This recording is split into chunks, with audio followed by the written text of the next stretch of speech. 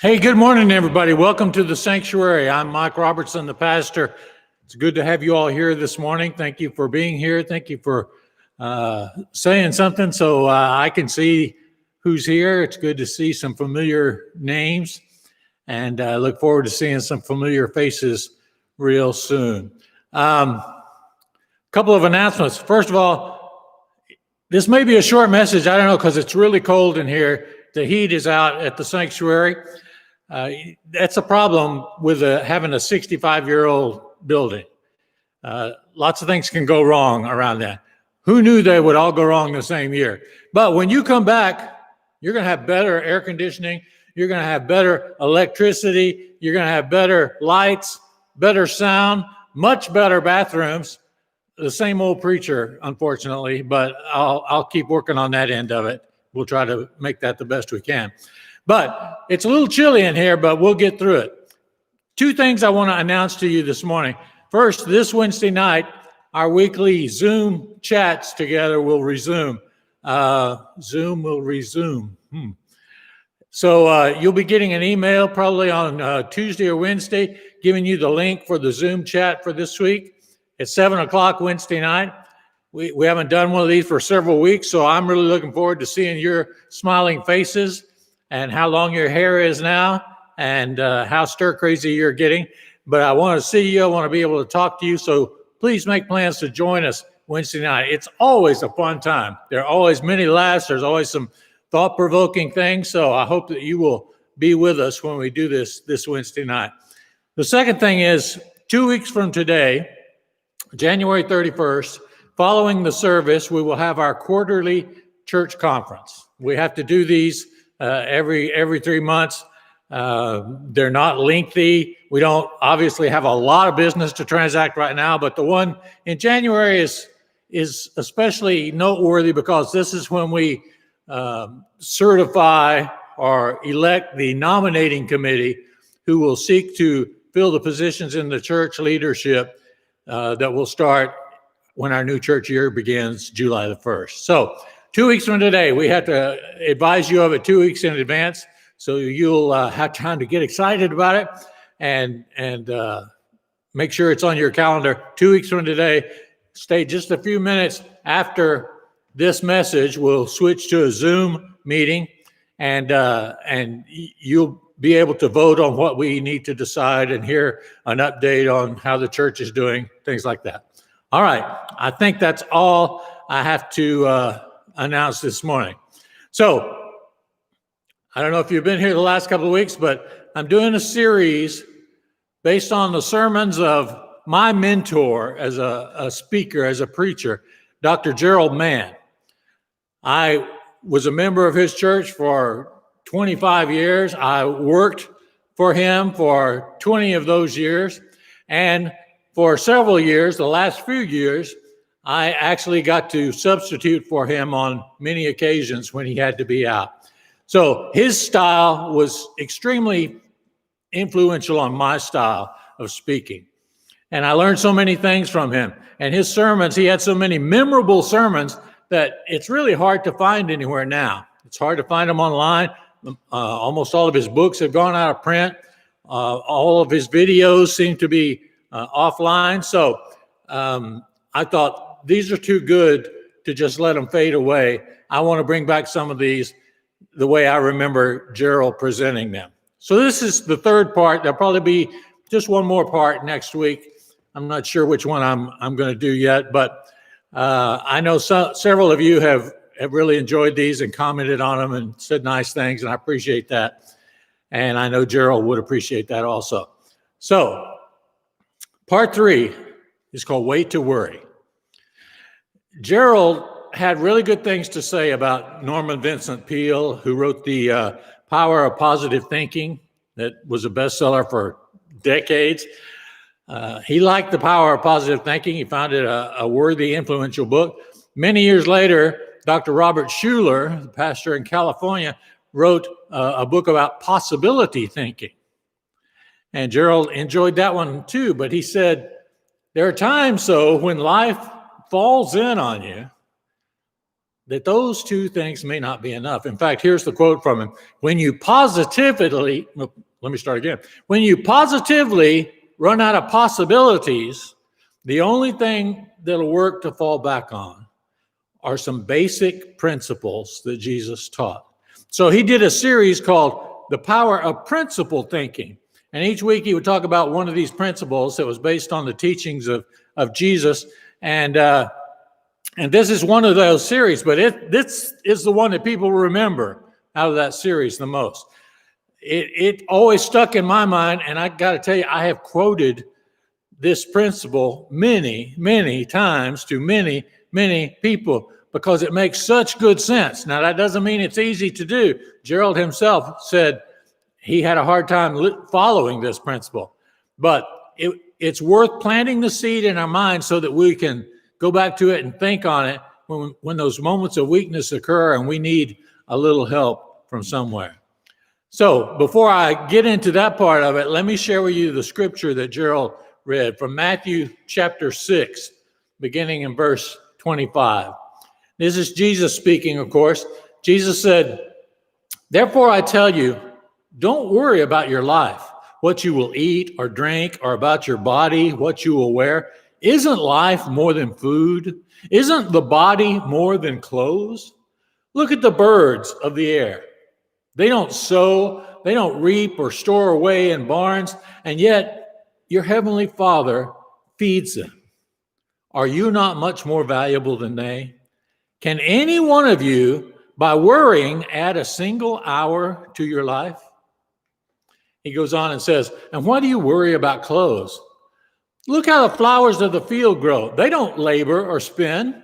Yet I tell you, not even Solomon in all his splendor was dressed like one of these. If that's how God clothes the grass of the field, which is here today and tomorrow is cut down and thrown into the fire, will he not much more clothe you, you of little faith?" A little chiding from Jesus there. And then he finishes by saying, "So don't worry, saying, well, what will we eat? Or what will we drink? Or what shall we wear? For the pagans run after all these things. Your heavenly Father knows that you need them.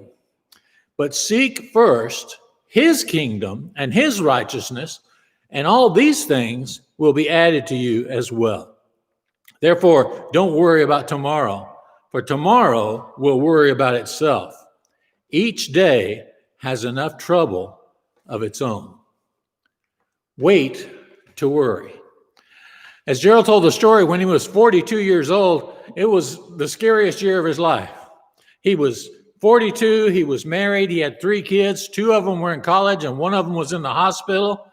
And he had just started a brand new church with 60 members. And he was scared. His income had been cut by 2/3. He had been making a lot more money at a much bigger church here in town. And now 2/3 of that was taken away, and he had no guarantee this church was going to work. And so he had that to worry about. How was he going to feed his family on this greatly reduced salary? How was he going to make sure this church succeeded? Well, a few months after they started the church, they had a leadership retreat for all the leaders in the group. And they went out into the hill country, and they brought in a man named Fred Smith Sr. to lead them that weekend. Now, Fred Smith was an advisor to many of the major corporations in America, places like IBM and General Motors and Ford. And he was at that level of expertise where everybody wanted Fred Smith Jr.'s advice, or Sr.'s advice. And he was also a very devoted Christian layman. So Gerald brought him in to speak to the leaders of the church. But one point during the weekend, Gerald and Fred went off on a hike by themselves. And Gerald said, "Fred, let me ask you something. You don't ever seem perturbed by anything that goes on. You don't seem to have any anxiety at all. How do you keep such an even keel?" He said, "You don't seem to worry, and I'm the biggest worrywart there is. What is the secret?" And Fred Smith, who Gerald said did not use a lot of words when a few would do, he said, "Well, I'm not sure, Gerald, but God had given me a little neon sign in my head. And he said, whenever I start to get anxious about something, that sign starts to blink. And it's just 3 words. Wait to worry." And Gerald said, "Well, what does that mean? And Fred said, Gerald, if I got to explain that to you, you're not going to get it ever. And he got up and walked off. So Gerald sat there and thought about it for a while, and he began to realize, what if you only worried when it was actually time to worry? And he realized that most of our worries are concerned with tomorrow and what if, or this might happen. Then he remembered those verses that I just read to you, and he realized this is Jesus' philosophy. Wait to worry. Wait to worry. Jesus doesn't say, don't worry. No, he says, don't worry until it's time to worry. Almost all of us start to worry way before we need to. Wait to worry. He says, wait until the proper time. And then Jesus tells us 4 times it's okay to worry. Wow. Okay. What are these 4 times that Jesus says we can worry? First, Jesus says, worry when worry will feed you and clothe you. If worrying can make you financially secure, go ahead and worry. But look at the birds, Jesus said. Look at the flowers. They don't work, but they're taken care of. They have what they need. And how much more does God care for you than birds and flowers? When Gerald started this new church, his income took such a big hit, he needed to find something to do on the side. So he began to get into business and real estate, and he'd never done that before. And he learned very quickly that business means debt. And soon he was nearly $1 million in debt, and that was just adding to his stress. And then that was during a time in the late 70s, early 80s, when interest rates went all the way up to 22%. Imagine owing $1 million, 22% interest, and trying to get a church going at the same time.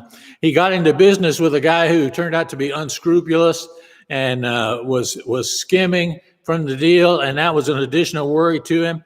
And he began to have this feeling of impending doom. And he said he didn't sleep more than 3 hours a night for 1.5 years, for 18 months. One day, he felt a pain in his chest. And he went to the doctor, and the doctor said, Gerald, we got to get you to the hospital. There's something really wrong with your heart. Gerald said, I don't have time to be sick. The doctor said, you have time to be dead? We need to do this right now. And so they rushed him into surgery because he had a blocked artery. And he said when he woke up, he was in an all-white room. He said, I knew I wasn't in hell because it was too cold. I was freezing. But he said, I knew I wasn't in heaven because I felt too bad. I just hurt all over. He had a tube down his throat. He couldn't speak for several days. And he said, imagine a preacher not being able to talk. It's the worst thing that could happen to you. And he finally came to realize that financial worry had just about killed him. And he began to realize how much he needed to practice these 3 words, how he needed to not worry about what might happen or what could happen or bad possibilities down the line, but what's happening right now and how to deal with that. Wait to worry until worry will put money in your pocket and food on your table. Then the second thing Jesus said was, wait to worry. Wait. You can worry when worrying is going to add 1 inch to your stature or 1 minute to your life. That might be worth worrying about. But how can you do that? If we think that worrying is going to make us bigger and stronger, or it's going to help us live longer, the medical facts are, worrying is going to decrease your life. It's going to not make it better. It's going to make it much worse in a variety of ways. It will have the opposite effect of what we think will happen from worrying. At this point, when Gerald did this sermon, he told a story, and this is one of the reasons I love Gerald so much. Before he told the story, he said, I got a story. It's probably not true.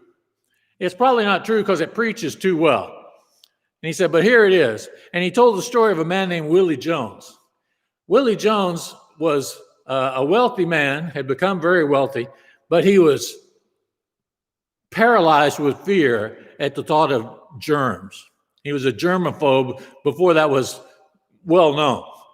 And he would do anything to avoid being around unfamiliar people, to be in contact with unclean areas. But one day he decided he wanted to go to a baseball game. He was wealthy enough that he bought a whole section of seats, and he had his employees go in there and sanitize and disinfect everything. And he sat in the middle of this section all by himself watching the ball game, was having a good time until he had to go to the bathroom, which he hadn't thought about. So again, he took his whole team and made them go in ahead of him and disinfect the whole place, make sure nobody was in there. And then he went in to go to the bathroom. And on his way out, a guy was coming in the door. And just as Willie opened the door, the guy sneezed right in his face. And Willie clutched his chest and fell to the ground. And they called for a doctor. And when the doctor came there, Willie Jones, who had the nickname Worry Willie Jones, Willie Jones had dropped dead. And Gerald said when he was buried, on his tombstone, they wrote this poem: "Here lie the bones of Worry Willie Jones, for whom life held much terror. He lived germ-free, he died germ-free, no runs, no hits, no errors." And when Gerald told that story again, he said at the end, "It's a bad story. I'm sorry. It's the best I could do." What other preacher would say that? I couldn't imagine a preacher saying, "I'm going to tell you a story. It's probably not true, though." I love that. But the principle is true, if nothing else. Worrying can make us afraid to live our lives. It can make us afraid to be out among people, to have experiences that will enrich our lives. It can cause us to worry about what might happen to us instead of enjoying the life that we have right now. Wait to worry until worry is going to add to your stature or to your life, to your longevity. Then Jesus said, wait to worry unless you want to know how a pagan feels. Now, a pagan, contrary to what you might think, a pagan is not somebody who has no God. A pagan is somebody who has an undependable God, a God that they say, well, I hope God likes me today. He may not like me now, but maybe he'll like me tomorrow, or maybe I can ask him for this. I don't know. They don't have a relationship with this God. They just want to cover their bases. And Jesus says, if you want to know what it's like to face the world alone, well then worry, because pagans are facing life without a God that is right there. Our God is not an absentee God. He's not a maybe God. He's a God that is present every moment of our lives and wants to be part of every moment of our lives. Jesus is telling us we're not alone, but God is right there in the midst of all your stuff. He is near, not distant. Worry entered the world when Adam and Eve broke their relationship with God. What happens to them when they disobey God? Well, first they begin to worry about their bodies. They worry about how they look. They worry about shame. Then they begin to worry about power, and they begin to worry about their work, and is it meaningful, and is it serving any purpose? And then they begin to worry about parenting. How are we going to raise this infant in this world? They begin to worry only when they broke their relationship with God. When we worry today, it's a sign that our relationship with God has become broken. We need to repair that relationship. And then finally, the fourth thing, Jesus says, wait to worry. You can worry when you want tomorrow to be worse than it's already going to be. How many times have you told somebody, hey, don't worry, everything's going to be okay? Well, that's not what Jesus says. Jesus says, don't worry, everything's not going to be okay. Wait, what? Jesus doesn't promise us a life that's free of trouble. In fact, he says tomorrow is going to have trouble. It's going to have trouble. And if you want it to be even worse, Start worrying about tomorrow's troubles today. Wow, that's a sobering thought. That's something I do all the time. Many of you probably do the same thing. I know this advice, wait to worry. I've said it to many people. I've said, don't worry about that until it's time to worry. And it's a hard one to do. But tomorrow is going to have troubles. Jesus promises us that. If you're married, chances are almost 100% that one of you is going to have to bury the other one. If you had parents, and I believe most of us did, many of you, if not most of you, have already had the experience of having to bury your parents. If you haven't, it's coming. There's trouble down the road. Don't worry about it now.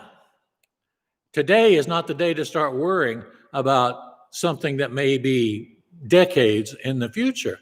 Tomorrow is always going to have troubles, but the good news is God is with us even in tomorrow. He waits in tomorrow just like he's right here today. Joe said he got a phone call one day from a guy in Houston. The man had been a state legislator. He'd been very successful in business. And the man called Gerald on the phone and said, Gerald, I don't know what to do. Tomorrow morning, it's going to be in the newspapers. Tomorrow morning, I'm going to be indicted for embezzlement. And he said, I don't know how this happened. He said, I don't even know if I'm guilty of it or not. I've always told my accountants not to pay more taxes than necessary, but I wanted them to pay them. And he said, I really don't know what the truth of the situation is. Am I guilty or am I not? I don't know. But I do know that even before the news hits the paper, my family is disappointed in me. My friends are disappointed in me. And when it comes out, everybody's going to be disappointed in me. And I'm going to have to go through this messy legal thing that's going to be in all the papers, and my reputation will be shot. My family life will be shot. I'm going to lose a lot of money. And he said, my world has come to an end. And Gerald is frantically thinking, God, please tell me what to say to this man. And when the man said, my world has come to an end, Gerald said, no, it hasn't. No, it hasn't come to an end. The man said, what are you talking about?